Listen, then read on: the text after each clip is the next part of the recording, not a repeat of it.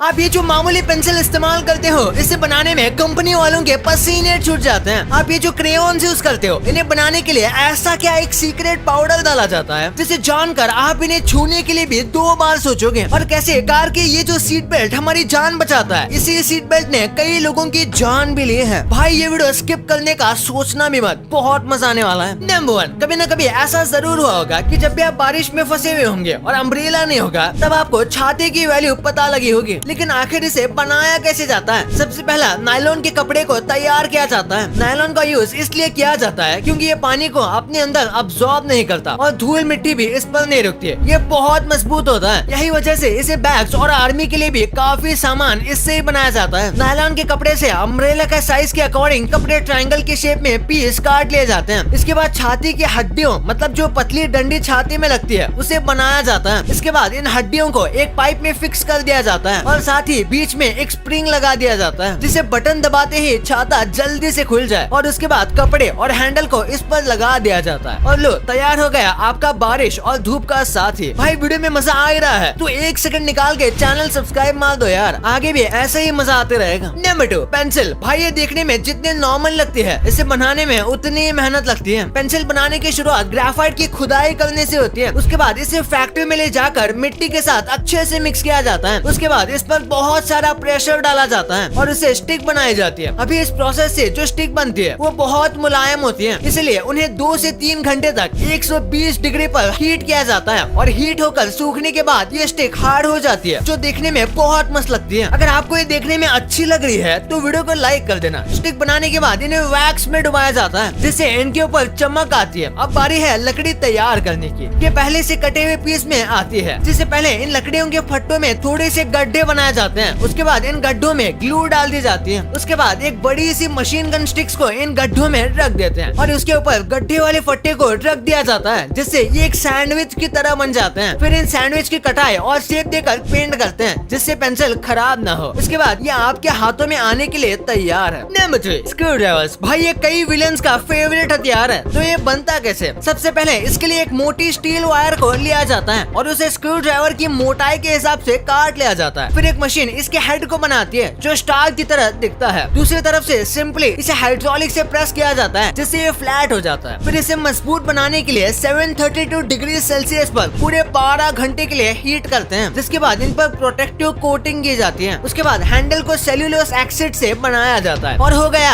आपका screw driver तैयार। Number 4, airbag. भाई ये कार में बहुत ही इंपॉर्टेंट चीज है, पर आखिर ये आइडिया किसका था? 1950 में एक इंजीनियर अपनी फैमिली के साथ कार में कहीं जा रहा था। अचानक से उसकी कार का एक्सीडेंट हो जाता है। उस एक्सीडेंट में किसी को कुछ हुआ तो नहीं, लेकिन इस बात ने उस इंजीनियर को चिंता में डाल दिया। उसके बाद उसके दिमाग में एयरबैग बनाने का आइडिया आया। उस टाइम के एयरबैग के लिए पीछे कार में एक सिलेंडर लगाया जाता था जो एक्सीडेंट होने पर एयरबैग में हवा भर देता था, लेकिन तरीका बहुत स्लो था। जब तक एयरबैग खुलता तब तक इंसान को चोट लग जाती थी। अगले कई सालों तक इस मसले का कोई सोल्यूशन नहीं निकला, लेकिन 1967 में एक अमेरिका के इंजीनियर को आइडिया आया जिसने केमिकल धमाके से हवा भरने का फैसला किया। एयरबैग के अंदर जो केमिकल यूज होता है उसका नाम है सोडियम एजाइड, जो कार के सेंसर से अटैच होता है। जैसे ही सेंसर को पता चलता है कि कार का एक्सीडेंट हो गया, वैसे ये एयरबैग के अंदर लगे केमिकल सोडियम एजाइड को इलेक्ट्रिक सिग्नल भेजता है, जिससे वो केमिकल में धमाका होता है और उस धमाके से नाइट्रोजन गैस निकलकर एयरबैग में भर जाती है। क्रैश होने से लेकर एयरबैग फूलने तक 20 मिलीसेकंड लगते हैं। मतलब जब तक आप पलक झपकाओगे उतनी देर में आपका एयरबैग 5 बार खुल जाएगा। एयरबैग का फैब्रिक भी बहुत खास होता है। एयरबैग के कपड़े को हजारों सिल्क के धागों से एक पीस में बनाया जाता है। अगर इन हजारों धागों में से